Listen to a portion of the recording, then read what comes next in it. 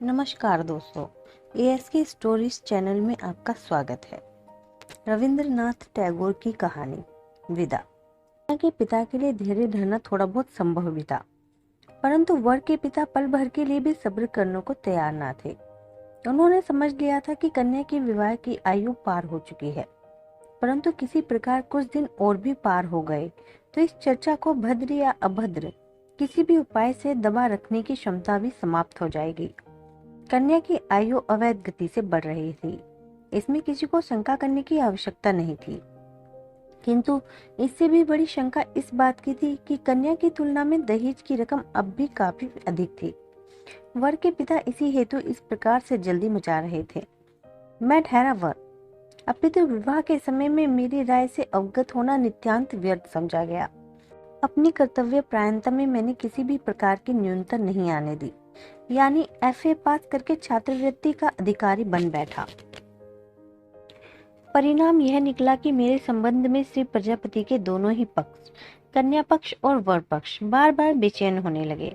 हमारी जन्मभूमि में जो पुरुष एक बार विवाह कर लेता है, उसके मन में दूसरी बार विवाह करके रचनात्मक कार्यों में कोई जिज्ञासा या उद्वेग नहीं होता।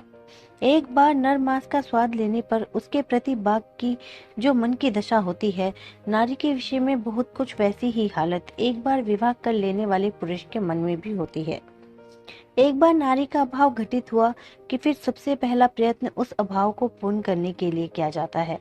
ऐसा करते हुए इस बार उसका मन द्विधा में नहीं रहता कि भावी पत्नी की आयु क्या है और कैसी है उसकी अवस्था। मैं देखता हूँ कि सारी द्विधा और दुश्चिंता का ठेका आजकल के लड़कों के ही नाम छूटा है। लड़कों की ओर से बारंबार विवाह का प्रस्ताव होने पर उनके पिता पक्ष के चांदी के समान श्वेत केश खिजाब की महिमा से बारंबार श्याम वर्ण को अपना लेते हैं, और उधर बातचीत की तप्तअग्नि को से ही लड़के के श्याम केश मारे चिंता परेशानी के रात के कुछ घंटे में ही उठने का उपकरण करते हैं। आप विश्वास कीजिए, मेरे मन में ऐसा कोई विषय या उद्वेग का शिग्नेश नहीं हुआ, अपितु विवाह के प्रस्ताव से मन मयूर बसंत की दक्षिण पवन की शीतलता में नृत्य कर उठा। कौतूहल से उलझी हुई कल्पना की नई आई हुई कौपलों के बीच मानो गुपचुप कानाफूसी होने लगी। जिस विद्यार्थी को एडमंड वर्ड की फ्रांसीसी क्रांति की घोर टीकाओं के 5-7 पोथे जवानी घोटने हो, उसके मन में इस जाति के भावों का उठना निरर्थक ही समझा जाएगा। यदि टेक्स्ट बुक कमेटी के द्वारा मेरे इस लेख के पास होने की लेश मात्र भी शंका होती तो संभवतः ऐसा कहने से पूर्व ही सचेत हो जाता, परंतु मैं यह क्या ले बैठा। क्या यह भी ऐसी कोई घटना है जिसे लेकर उपन्यास लिखने की योजना बना रहा हूँ? मेरी योजना इतनी शीघ्र आरंभ हो जाएगी, इसकी मैंने कल्पना भी न की थी। प्रबल आकांक्षा थी कि वेदना के जो कजरारे मेघ गत कई वर्षों से मन में छा रहे हैं, उन्हें किसी बैसाखी संध्या की तूफानी वर्षा के वेग द्वारा बिल्कुल ही निष्प्राण कर दूंगा। पर ना तो बच्चे की पाठ्य पुस्तक ही लिखी गई, क्योंकि संस्कृत का व्याकरण मेरे मस्तिष्क से अछूता रह गया था, और न काव्य ही रचा जा सका, क्योंकि मातृभाषा मेरे जीवन युग में ऐसी फली फूली नहीं थी जिसके द्वारा मैं अपने हृदय के राज को बाहर प्रकट कर पाता। अतः देख रहा हूँ कि मेरे अंतर का सन्यासी आज अपने अट्टहास से अपने ही परिहास करने के लिए बैठा है। इसके अतिरिक्त वह करे भी तो क्या, उसके अश्रु शुष्क जो हो गए हैं। जेठ की कड़कड़ाती धूप, वस्तुतः जेठ का अश्रु शून्य कंदन ही तो है। जिसके साथ विवाह हुआ था उसका वास्तविक नाम नहीं बताऊंगा, क्योंकि आज ब्रह्मांड के पुरातत्ववेत्ताओं में उसके ऐतिहासिक नाम से विषय में विशेष विवाद होने की शंका नहीं है। जिस ताम्र पट पर उसका नाम अंकित है वह मेरा ही हृदय है। वह पट और पत्नी का नाम किसी युग में भी विलुप्त होगा, यह सोचना मेरी कल्पना से बाहर है, परंतु जिस सुनहरी दुनिया में वह अक्षय बना रहा, वहाँ इतिहास के विद्वानों का आना जाना नहीं होता है। इस पर भी मेरे इस लेख में उसका कुछ न कुछ नाम तो चाहिए। अच्छा तो समझ लीजिए, शबनम उसका नाम था, क्योंकि शबनम में मुस्कान और रुदन दोनों घुल मिलकर एकाकार हो जाती है, और भोर का संदेश प्रभाव बेला तक आते ही चूक जाता है। शबनम मुझसे केवल 2 ही वर्ष छोटी थी। मेरे पिता गोरी दान से विमुख हो सो यह बात नहीं थी।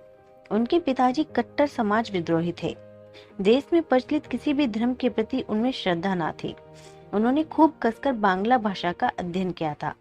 मेरे पिता उग्र भाव से समाज के अनुयायी थे, जिसे अंगीकार करते हुए किंचित मात्र भी अड़चन हो, ऐसी किसी भी वस्तु की हमारे समाज की विशाल ज्योति या अंतपुर में या पिछले राह की झलक पर देख पाना संभव न था। इसका भी कारण यही कि उन्होंने भी कसकर बंगला भाषा का अध्ययन किया था। पितामह और पिताजी के विभिन्न रूप, क्रांति की दो विभिन्न मूर्तियां थी। कोई भी सरल स्वभाव का नहीं। फिर भी बड़ी आयु वाली कन्या के साथ मेरा विवाह करना पिता ने इसलिए स्वीकार कर लिया कि उसकी इस बड़ी सी आयु की दोनों मुट्ठियों में दहेज की रकम भी बहुत बड़ी थी। शबनम मेरे ससुर की एकमात्र कन्या थे। पिताजी को पूर्ण विश्वास था कि कन्या के पिता का सारा धन भावी दामाद भविष्य के उदर की परिपूर्ण करने वाली है। मेरे ससुर को किसी मत मतांतर का झमेला नहीं था। पश्चिम की किसी पहाड़ी रियासत के नरेश के यहाँ किसी उच्च पद पर थे। शबनम जब गोद में ही थी तब उसकी माँ के प्यार का आंचल उस पर से उठ गया था। इस बात की ओर से उसके पिता का ध्यान भी नहीं गया कि पुत्री प्रतिवर्ष एक एक वर्ष करके बड़ी होती जा रही है। वहाँ उनके समाज का कोई ऐसा ठेकेदार नहीं था जो उनके नेत्रों में उंगली डालकर इस सच्चाई को उनके हृदय में बिठा देता। शबनम ने यथा समय उम्र के 16 वर्ष पार किए, किंतु वे स्वाभाविक 16 वर्ष के थे, सामाजिक नहीं। किसी ने उसके यौवन के प्रति सचेत होने का परामर्श नहीं दिया और न ही उसने स्वयं उस ओर देखा। मैंने 19वें वर्ष में कॉलेज के तृतीय वर्ष में पग रखा। ठीक तभी मेरा विवाह हो गया। समाज या समाज के ठेकेदार के मत से वह आयु विवाह के लिए उपयुक्त है या नहीं, इस विषय में दोनों पक्ष लड़ भिड़कर चाहे खून खराबा कर बैठे, किंतु मैं तो निवेदन के साथ यही कहना चाहता हूँ कि परीक्षा पास करने के हेतु यह आयु जिस प्रकार ठीक है, विवाह करने के लिए भी उसी प्रकार कम नहीं। उस दिन मैं पढ़ाई लिखाई के सिर गढ़ाए बैठा था कि मेरे साथ परिहास का संबंध रखने वाली किसी आत्मिया ने मेरे सम्मुख टेबल पर शबनम का चित्र लाकर रख दिया और कुछ पल शांति के साथ बिताकर कहा, लो अब झूठ मूठ की पढ़ाई को बंद करके सचमुच की पढ़ाई करो। एकदम जी तोड़कर परिश्रम में लगने वाली पढ़ाई। चित्र किसी अनाड़ी चित्रकार द्वारा खींचा गया था। कन्या की मां नहीं थी, अतः उस दीर्घ श्याम केसों को बांध सवार कर जूड़े में जरी गूंथकर कलकत्ते की प्रसिद्ध शाह या मालिक कंपनी की भद्दी तंग जैकेट पहनाकर दूसरे पक्ष के नेत्रों में धूल झोंकने का बर्बस प्रयत्न नहीं किया गया था। केवल एक सरल भरा हुआ चेहरा था, मुर्गी सी आंखें और सीधी सादी एक साड़ी। तब भी पता नहीं क्यों कोई अपूर्व महिमा सौंदर्य उसे घेरे हुए था। किसी भी एक चौकोर चौकी पर वह बैठी हुई थी। पीछे आवरण के स्थान पर एक धारीदार शतरंजी झूल रही थी। पास में तनिक सी ऊंची तिपाई पर ही फूलदानों से फूलों के सुंदर गुलदस्ते दिख रहे थे। ईरानी कालीन पर साड़ी की तिरछी किनार के किंचित अनाबद्ध दो कोमल खाली पैर। चित्र की उस रूप सुधा को जैसे ही मेरे मन में जादू का स्पर्श मिला कि वह मेरे अंतर्मन में जाग उठी। वे दोनों कजरारी आंखें मेरे सारे चिंतन को चीरकर मुझ पर जाने कैसे अनोखे भाव से आकर स्थित हो गईं और उस तिरछी किनार के निम्न भाग के दोनों अनावृत पगों ने मेरे अंतर पर्यांसन पर बरबस अपना घर बना लिया। पन्ने की तिथियां आई गई हो गईं। विवाह के 2-3 लग्न में बीत गए, किंतु मेरे ससुर को छुट्टी मिलने का नाम भी नहीं।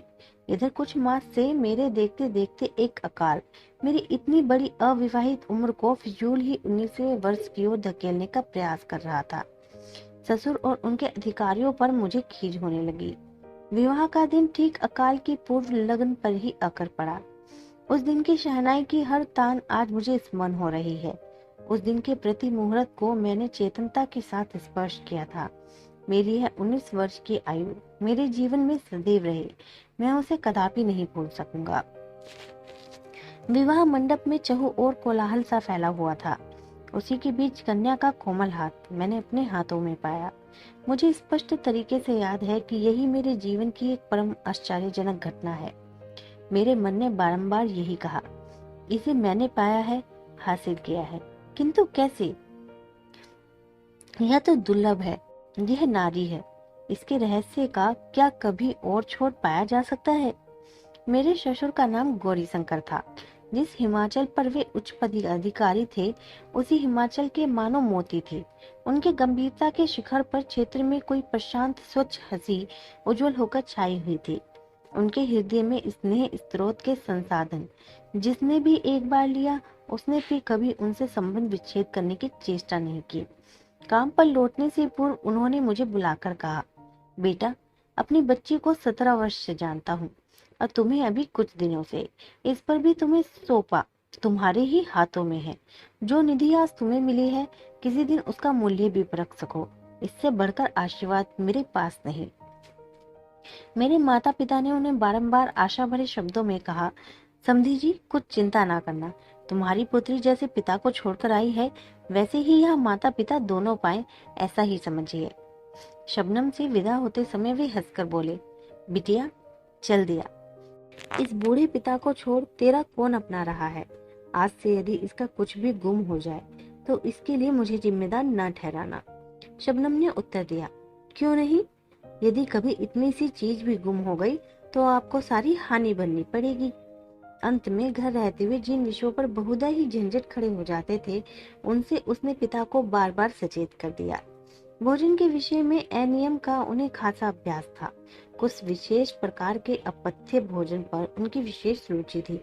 पिता को उन सारे प्रलोभनों से यथासंभव दूर रखना बेटी का विशेष कर्तव्य था। इसी से वह पिता का हाथ पकड़कर बोली, बाबूजी, क्या मेरी एक बात रखेंगे? पिता ने प्रफुल्लित मन से कहा, मानव इसलिए वचन देता है कि एक दिन उसे भंग कर चैन की सांस ले सके। इससे वचन ना देना ही श्रेष्ठकर है। फिर वह कुछ न बोली। पिता के चले जाने के बाद उसने कमरे के द्वार बंद कर लिए। इसके बाद की घटना का बखान अंतर्यामी ही कर सकते हैं। पिता पुत्री की अश्रुहीन विदाई का दृश्य पार्श के कक्ष की चिर कुतूहली अतःपुरिकाओं ने देखा, सुना और आलोचना की। कैसी अजीब बात है भला। रूखी सूखी जमीन पर रहते रहते इन लोगों का हृदय भी सूखकर कांटा हो गया है। माया ममता का चिन्ह लेश मात्र भी नहीं रहा। राम राम राम। मेरे ससुर के मित्र बनमाली बाबू ने ही हमारी बातचीत पक्की की थी। वे हम लोगों के परिवार से भली भांति परिचित थे। वे मेरे ससुर से बोले, बेटी को छोड़कर तो तुम्हारा दुनिया में कोई नहीं है। यही इनके पास ही कोई मकान लेकर जिंदगी के शेष दिन काट डालो। उत्तर मिला, जब दान दिया है तो निशेष करके ही दे डाला। फिर लौट लौट कर निहारने से उसकी पीड़ा बढ़ेगी। जिस अधिकार को एक बार त्याग चुका, उसे बार बार बनाए रखने के प्रयत्न से बढ़कर विडंबना और क्या होगी। अंत में मुझे एकांत में ले जाकर किसी अपराधी की तरह सकुचाते हुए बोले, बिटिया को पुस्तकें पढ़ने का बड़ा चाव है और लोगों को खिलाना पिलाना उसे बहुत अच्छा लगता है। यदि बीच बीच में तुम्हें रुपए पैसे भेज दिया करो, इससे वे नाराज तो नहीं होंगे? सुनकर मुझे तनिक आश्चर्य हुआ, कारण जीवन में कभी किसी भी ओर से धनराशि मिलने पर पिताजी नाराज हुए हों, उनका ऐसा बिगड़ा मिजाज तो मैंने कभी नहीं देखा। जो हो, मेरे ससुर मानो मुझे घूस दे रहे हो। तो ऐसे ही भावों से मेरे हाथों में 100 रुपए का एक नोट थमाकर वे वहां से चटपट चल दिए। मैंने देखा, इस बार जेब से रुमाल निकालने की बारी आ ही गई। स्तब्ध होकर मैं विचारों में खो गया। मैंने अनुभव किया कि ये लोग बिल्कुल ही अन्य जाति के मानव हैं। अपने सहपाठियों में कितनों ही का विवाह करते हुए देखा है। विवाह मंत्रों के उच्चारण के साथ ही साथ स्त्री को एक बारगी कंठ के निम्न भागों में उतार लेते हैं। हजम करने के यंत्र तक पहुंचने पर थोड़ी देर के बाद वह पदार्थ अपने गुणों और अवगुणों का हल कर सकता है और इसके फलस्वरूप हृदय के भीतर चिंता बनकर हलचल भी आरंभ हो सकती है। सो होती रहे, परंतु निगलने के रास्ते में इससे कोई रुकावट नहीं पड़ती। किंतु मैंने विवाह मंडप में ही समझ लिया था कि पानी ग्रहण के मंत्र द्वारा जिसे प्राप्त किया जाता है, उसे घर गृहस्थी तो भली भांति चल जाती है, परंतु उसको हृदय से परिरूपेण पाना 15 आना बाकी रह जाता है। मुझे संदेह है कि विश्व के अधिकांश पुरुष पत्नी को ठीक ठाक पाते हैं या उनको समझते हैं। वे स्त्री को ब्याह कर ले आते हैं, किंतु उपलब्ध नहीं कर पाते और न कभी उन्हें इस बात का एहसास हो पाता है कि उन्होंने पाया कुछ भी नहीं। उनकी पत्नियां भी मृत्यु काल तक इस कटु सत्य से अवगत नहीं हो पाती हैं। लेकिन मैंने ऐसा अनुभव किया कि वह मेरी साधना की निधि है। वह अचल संपत्ति नहीं, संपदा है, अगाध रत्न राशि है। शबनम, नहीं, इस नाम से काम नहीं चलेगा। एक तो यह है कि वह उसका वास्तविक नाम नहीं, और न यह उसका यथार्थ परिचय है। वह तो दिवाकर की तप्त रश्मि है, क्षयकालीन उषा की विदा बेला के अश्रु का बिंदु नहीं। नाम को गोपनीय रखकर ही आखिर क्या होगा? उसका वास्तविक नाम था हेमंती। मैंने देखा 17 वर्ष की सुंदरी पर यौवन का पूरा आलोक बिखरा हुआ है। तब भी वह इस अवस्था में गोद में भी उसे चेतनता नहीं मिली है।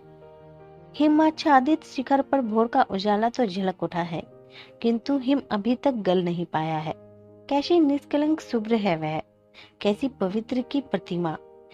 यह मैं ही जानता हूँ। मेरे मन में बराबर यह शंका बनी रहती थी कि इतनी पढ़ी शिक्षित लड़की का मन पता नहीं क्यों कर पा सकूंगा। किंतु कुछ ही दिवसों के उपरांत मैंने जान लिया कि उसके मन की राह और शिक्षा की राह आपस में कहीं कटी ही नहीं है। कब उसके सरल शुभ्र मन पर हल्की सी रंगीनी छा गई, नेत्र अलस तंद्रा में झूम उठे और देह मन मानो उत्सुक हो उठे, सो निश्चिंता के साथ कह देना मेरे लिए कठिन ही नहीं अपितु असंभव है। यह तो हुई एक पक्ष की बात, लेकिन अब दूसरा पक्ष भी है। वह और उसके विषय में पूर्ण रूप से कहने का समय अब आ पहुंचा है।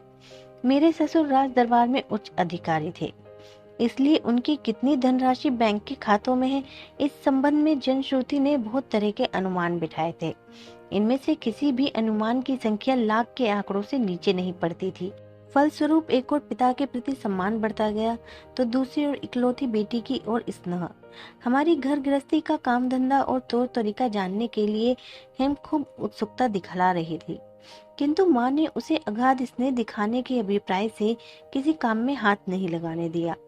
यहाँ तक कि मायके से हेम के साथ जो पहाड़ी मेहरी आई थी, उसे उन्होंने वास्तव में अपने कक्ष में नहीं घुसने दिया।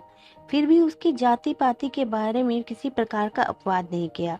वे डरती थी कि विशेष छानबीन करने पर कहीं कोई अरुचिकर सत्य ना सुनना पड़े। दिन इसी तरह कट जाते, लेकिन एक दिन पिताजी का मुंह घोर गंभीर दिखाई दिया।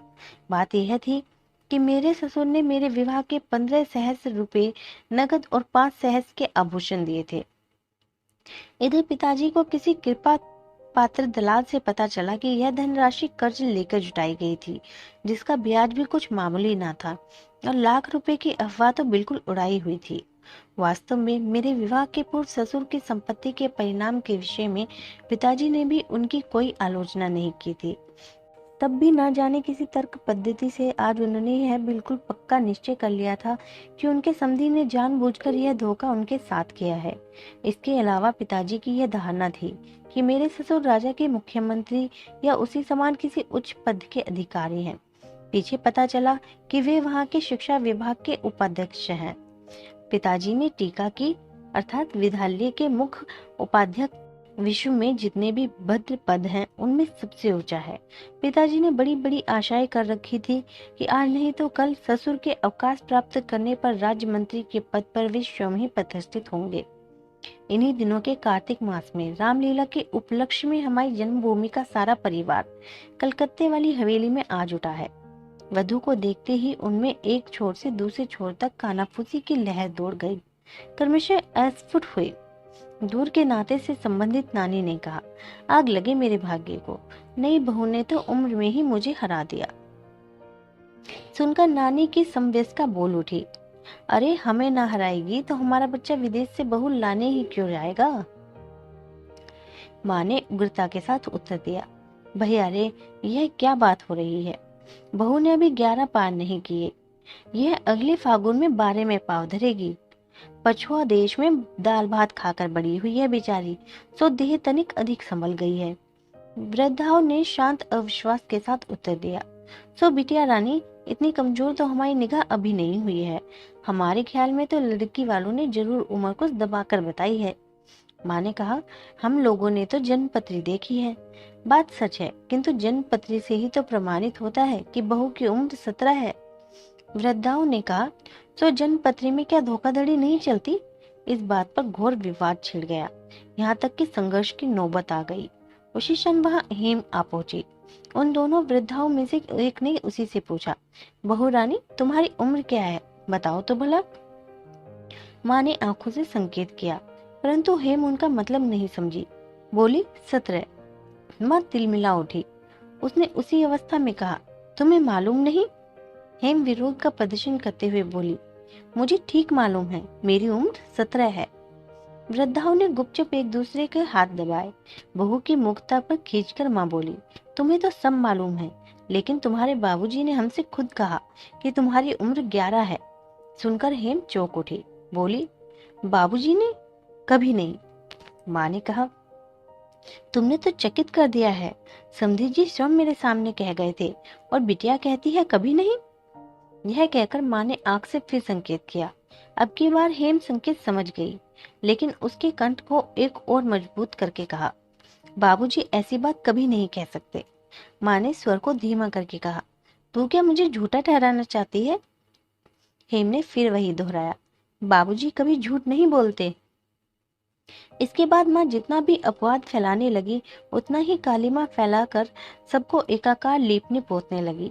इतना ही नहीं, माँ ने नाराज होकर पिताजी के सम्मुख अपनी बहू की मूर्खता और जिद्दीपन की शिकायत रखी। पिताजी ने उसी क्षण हेम को बुलाकर धमकाते हुए कहा, इतनी बड़ी अविवाहित कन्या की अवस्था 17 वर्ष की थी। वह कन्या के लिए कोई बड़प्पन की बात है जो उसका ढिंडोरा पीटती फिरोगी? हमारे घर में यह सब नहीं चलेगा, कह देता हूँ। हाय रे भाग्य! बहू रानी के प्रति पिताजी का यह मधु मिश्रित पंचम स्वर इस प्रकार उस्ताद बाजखा के घोर षड्यंत्र तक कैसे उतर आया? हेम ने व्यथित होकर पूछा, यदि कोई उम्र जानना चाहे तो क्या उत्तर दूं? पिताजी बोले, झूठ बोलने की आवश्यकता नहीं, कह दिया करो मुझे नहीं पता। मेरी सास माँ जानती है। इसके बाद झूठ किस तरह बताया जाता है, इसका सारा उपदेश सुनने के बाद हेम कुछ इस तरह चुप हो गई। पिताजी को यह समझना बाकी न रहा कि उसका सारा उपदेश बिल्कुल चिकने घड़े पर पानी की तरह पड़ा। हेम की दुर्गति पर दुख क्या प्रकट करूं, उसके समक्ष तो मेरा मस्तक ही नत हो गया। मैंने देखा, शारदीय प्रभात की आकाश की तरह उसके नेत्रों की वह सरल उदार दृष्टि मानो किसी संशय की छाया से म्लान हो उठी। भीत मृगी की तरह मानो उसने मेरे मुख की ओर देखा और सोचा, मैं कदाचित इन्हें नहीं पहचानता। उस दिन मैं एक सुंदर जिल्द वाली अंग्रेजी कविताओं की एक पुस्तक क्रय करके उसके लिए ले आया था। उसने पुस्तक को अपने सुंदर हाथों से थामा, फिर धीमे से गोद में रखकर एक बार भी खोलकर नहीं देखा। मैंने उसके दाएं हाथ को अपने हाथ में लेकर कहा, हेम, मुझ पर नाराज ना होना, मैं तो तुम्हारे सत्य के बंधन में बंधा हुआ हूँ। सुनकर वह कुछ न बोले, केवल तनिक मुस्कुरा दी। सृष्टिकर्ता ने वैसी ही मुस्कान जिसे दी है, उसे और भी कुछ कहने की आवश्यकता ही कहा। इधर पिताजी की आर्थिक तरक्की के कुछ दिनों बाद से सृष्टिकर्ता के उस अनुग्रह को चिरस्थायी कर रखने के स्वार्थ से हमारे यहाँ नए उत्साह से पूजा पाठ चल रहा था। आज तक कभी भी पूजा अर्चना में बहू को कभी भी बुलाहट नहीं हुई। अचानक नई वधू को पूजा का थाल सजाने का आदेश मिला। वह बोली, माँ, मुझे समझा दो कैसे क्या करना होगा। प्रश्न कुछ ऐसा ना था जिसे सुनकर किसी के सिर पर आसमान टूट पड़ता। यह तो सब लोग भली प्रकार जानते थे कि मात्र हीना हेम प्रवास में इतनी बड़ी हुई है, तब भी वह इस उद्देश्य का आशय केवल हेम को लज्जित करना ही था। सो सभी ने अपने गाल पर हथेली रखकर कहा, हाय मैया, ये भला कैसी बात है? आखिर किस नास्तिक के घर की बेटी है वह? बहू घर की लक्ष्मी अब इस गृहस्थी से विदा होने वाली है, देरी मत समझना। और इसी प्रसंग में हेम के पिता को लक्ष्य करके ना जाने कितनी अकथनीय बातें की गईं। कटु आलोचना की हवा जब से चलनी आरंभ हुई थी, तब से हेम आज तक बराबर चुप रहकर सब सहन करती आ रही थी। कभी पल भर के लिए भी उसने किसी के सामने अश्रु ना बहाए, परंतु आज तो उसकी बड़ी बड़ी आंखों को प्लावित करती हुई अश्रु की झड़ी लग गई। वह खड़ी होकर बोल उठी, आपको मालूम है, वहाँ मेरे बाबूजी को सब लोग ऋषि कहते हैं, ऋषि मानते हैं। सुनकर उपस्थित लोगों ने पेट भरकर दिल के गुबार निकाले। इस घटना के उपरांत जब कभी उसके पिता का उल्लेख करना होता तो सब लोग यही कहते, तुम्हारे ऋषि बाबूजी। इस बहू का सबसे मर्म का स्थान कौन सा है, इसे यहाँ हमारे सबसे अच्छी प्रकार समझ लिया था। वास्तव में मेरे ससुर ब्राह्मण थे और ना ईसाई, और बहुत करके नास्तिक भी नहीं। पूजा अर्चना की बात कभी उनके ध्यान में नहीं। बेटी को उन्होंने उच्च शिक्षित बनाने का प्रयत्न अवश्य किया था, कितने ही उपदेश भी दिए थे, किंतु सृष्टिकर्ता के संबंध में कोई उपदेश नहीं दिया। इसी बारे में पूछने पर उन्होंने इतना ही कहा, जिस विषय को मैं स्वयं नहीं जानता उसे सिखलाना केवल कपट ही होगा। ससुराल में हेम की एक सचमुच की भक्तिन थी, मेरी छोटी भगिनी नारायणी। वह अपनी भाभी को बहुत स्नेह करती थी। उसके लिए उस बेचारी को काफी प्रताड़ना सहनी पड़ती थी। घर में हेम के अपमान की कहानी मुझे उसी से सुनने को मिलती थी। हेम के मुंह से कभी किसी दिन सुनने को नहीं मिला। लज्जा का आवरण उसके अपने लिए नहीं था, अभी तो मेरे लिए ही था। बाबूजी के पास से वह जो पाती वह मुझे पढ़ने के लिए दे देती। ये पत्र छोटे होने पर भी रस से भरपूर होते थे। वह स्वयं भी उनको जब कभी पत्र लिखती तो मुझे अवश्य दिखा देती। बाबूजी के साथ उसका जो नाता था उसमें अपने साथ मुझे भी बराबर का भागी बनाए बिना उसका दाम्पत्य पूर्ण जो नहीं हो पाता। उसके इन पत्रों में ससुराल के संबंध में किसी प्रकार की शिकायत का आभास मात्र भी नहीं। यदि होता, भावी आशंका की संभावना थी। कारण नारायणी से मैंने सुन लिया था कि जांच के लिए बीच में उसके पत्र गोपनीय रीति से खोल लिए जाते हैं। इन पत्रों में उसका कोई भी दोष सिद्ध न होने से ऊपर वालों का मन शांत हो, सो बात नहीं, बल्कि आशा टूटने का दुख ही संभवतः उसे ज्यादा टीसा करता था। इसलिए उन्होंने चिढ़कर कहना शुरू कर दिया कि आखिर इतनी जल्दी जल्दी पत्र डालने की ही भला कौन सी जरूरत है। मानो बाबा ही सब कुछ है, हम लोग क्या कोई नहीं। और इसी प्रकार की अनेक अरुचिकर बातों का तांता शुरू हो गया। मैंने शुद्ध होकर हेम से कहा, तुम बाबूजी को पत्र लिखती हो, वह किसी और को न देकर मुझे ही दे दिया करो। कॉलेज जाते समय राह में छोड़ दिया करूंगा। चकित होकर हेम ने कहा, क्यों? मैंने संकोचवश कोई उत्तर नहीं दिया, किंतु हवेली में सबने कहना आरंभ कर दिया कि अब लड़के के सिर चढ़ना शुरू हुआ है। बीए की उपाधि अब तक पर धरी रहेगी। आखिर उस बेचारे का भला दोष ही क्या है? सो तो है ही, दोष किसी का है तो वह बेचारी हेम का। उसकी उम्र 17 वर्ष की है, वह उसका पहला दोष है। सृष्टिकर्ता का विधान ही ऐसा है। यह भी हेम का तीसरा दोष है। इसलिए तो मेरे हृदय के अणु अणु में समस्त आकाश इस तरह की बांसुरी की तान साधे हुए है। बीए की उपाधि को निर्विकार भाव से मैं चूल्हे में फूंक सकता था, किंतु हेम के कल्याण के लिए मैंने प्रण किया कि मैं अवश्य उत्तीर्ण होऊंगा, और अच्छे अंकों से। 2 कारणों से मुझे अपने प्रण को पूरा कर पाने का भरोसा था। एक तो हेम के अगाध स्नेह में ऐसा आकाशव्यापी विस्तार था कि वह मन को संकीर्ण आसक्ति में फंसाकर नहीं रहती। उस स्नेह के आसपास कोई खूब ही स्वास्थ्यवर्धक वायु बहा करती थी। दूसरे, परीक्षा की पुस्तकें कुछ ऐसी थीं जिन्हें हेम के साथ साथ पढ़ना असंभव ना था। सो मैं कमर कसकर परीक्षा पास करने के उद्योग में जुट गया। एक दिन रविवार की दोपहरिया में बाहर के कमरे में बैठा हुआ मार्टिन की आचार शास्त्रावली की पुस्तक खास खास पत्तियों के मध्य के पथ को चीरते हुए लाल पेंसिल का हल चलाए जा रहा था कि सामने अचानक मेरी दृष्टि जा पहुंची कमरे के सामने आंगन के उत्तर की ओर अंतःपुर को जाने के लिए एक जीना था। इसी बंद जीने के बाहर की तरफ सीकचेदार खिड़कियां थीं। मैंने देखा कि हेम उन्हीं में से किसी एक खिड़की के पास पश्चिम की ओर निहारती हुई चुपचाप बैठी है। उस ओर मल्लिक की बगिया है, जिसमें कचनार का पेड़ गुलाबी पुष्पों की भार को संभाले हुए खड़ा है। इस भाषाहीन गहरी वेदना के रूप को आज तक इतने सुस्पष्ट भाव में मैंने नहीं देखा। खास कुछ भी नहीं। अपने कमरे में से किंचित पीछे की ओर दीवार के सहारे टिके उसके सिर के भंगी भाव भली भांति देख पा रहा था। मेरा अपना जीवन इस तरह लबालब भर गया था कि किसी प्रकार की भी कोई शून्यता मैंने आज तक देखी ही नहीं थी। आज अकस्मात अपने बिल्कुल ही पास में मैंने किसी बहुत निराशा का घना गड़ा देखा था। इस तलहीन गर्त को मैं कैसे पूरा कर सकूंगा? मुझे तो जीवन में कुछ भी छोड़ना नहीं पड़ा, न घर न द्वार और न आज तक किसी प्रकार का अभ्यास ही। लेकिन हेम को तो सभी कुछ छोड़कर दूर चलकर मेरे पास आना पड़ा। इसका परिणाम कितना अधिक है सो मैंने भली भांति सोचा भी नहीं। हमारे घर में अपमान के कांटों की सेज पर वह बैठी है, उसको हमने आपस में विभक्त कर लिया है। उस वेदना के आशा को हम दोनों ने एक साथ किया था, लेकिन हम दोनों एक दूसरे के निकट थे। परंतु हिमाचल में पली हुई यह गिरी नंदिनी 17 वर्ष की लंबी अवधि तक अपने बाह्य और अंतर जीवन में कैसी विशाल युक्त के मध्य पत्नी है, कैसे कठोर सत्य और उदार आलोक में उसकी छवि एवं प्रकृति इस प्रकार स्वच्छ और सबल हो चुकी है। उस सारे वैभव से आज हेम का नाता किस प्रकार निष्ठुरता के साथ तोड़ दिया गया है, इस बात का आज से पूर्व मैंने कभी अनुभव ही नहीं किया था। कारण उस स्थान पर हेम के साथ मेरा आसन बराबरी का ना था। वह तो अंदर ही अंदर पल पल तिल तिल करके मृत प्राय सी होती जा रही थी। उसे मैं सब दे सकता था, किंतु मुक्ति नहीं। मुक्ति मेरे अपने अंदर में ही कहाँ है।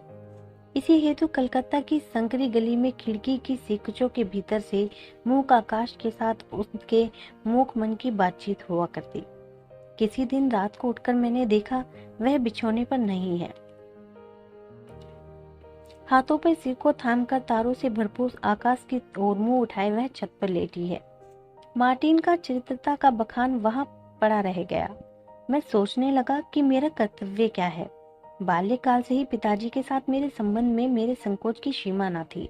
समक्ष होकर कभी उनसे किसी वस्तु के लिए प्रार्थना करने की ना तो मेरी आदत ही थी और न साहस ही, किंतु आज मुझसे ना रहा गया।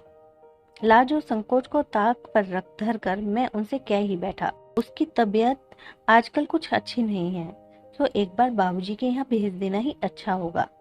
सुनकर पिताजी चकित रह गए।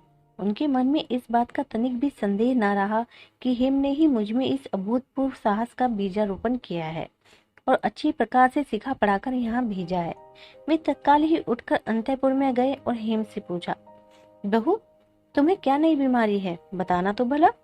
हेम ने सर झुकाकर उत्तर दिया, कहा बीमारी तो कुछ भी नहीं है। पिता ने सोचा उत्तर तेज दिखाने के लिए है, किंतु हेम जो प्रतिदिन सूखती जा रही थी तो नित्य प्रति देखते रहने के कारण हम लोग समझ नहीं पाते थे। एक दिन बनमाली बाबू ने उसे देखा तो चौंक पड़े। वे बोले, यह क्या, तेरा मुख कैसा हो गया है? हेम, बीमार तो नहीं हो? हेम ने कहा, नहीं, परंतु इस घटना के 10 दिन बाद ही अकस्मात मेरे ससुर आ पहुंचे। अवश्य ही बनमाली बाबू ने हेम की तबीयत की बात लिखी होगी। विवाह के उपरांत पिता से विदा लेते हुए हेम ने अपने अश्रु रोक लिए थे, किंतु आज जैसे ही उन्होंने उसकी ठोड़ी छूकर मुंह ऊपर उठाया तो अश्रुओं का बांध टूट गया। उसकी भीगी पलकों ने सब कुछ बता दिया। वह बाबूजी को मुख से आधी बात बिना कह सकी। वे इतना भी न पूछ पाए कि तू कैसी है। बेटी की क्षीण गति, मलान मुख और पलकों को देखते ही उनकी छाती टूक टूक हो गई। हेम बाबूजी का हाथ पकड़कर उन्हें शयन कक्ष में ले गई। कितनी बातें तो पूछने की हैं। बाबूजी की तबीयत भी ठीक नहीं दिखाई देती। हेम बाबूजी के साथ मायके जाने के लिए उद्यत हो गई। बनमाली बाबू ने भी सामधी जी की इस बात का संकेत किया, लेकिन अंततः बात पिताजी को ही रही। उसके आगे हेम की आकांक्षा कुचल दी गई। बात बेटी को विदा करने की बेला एक बार फिर आ पहुंची। बेटी ने नीरव और शुष्क मुस्कान को पीले मुख पर डालते हुए कहा, बाबूजी, यदि फिर कभी आपने मेरे लिए पागलों की भांति बेतहाशा दौड़ते हुए इस हवेली में कदम रखा तो मैं दरवाजा बंद कर लूंगी। बाबूजी ने उसी मुद्रा में उत्तर दिया, बेटी, भाग्य में फिर आना लिखा तो मैं साथ में सेंध लगाने के औजार भी लेता आऊंगा। इसके बाद हेम की मुख की वह मुस्कान फिर कभी देखने को ही नहीं मिली। फिर क्या हुआ सो मुझसे कहा नहीं जाएगा। सुनता हूँ माँ फिर उपयुक्त वधू की खोज में है। संभव है किसी दिन माँ के अनुरोध की अवहेलना मुझसे ना हो सके, यही मुमकिन है, क्योंकि खैर छोड़िए इन भेद भरी बातों को।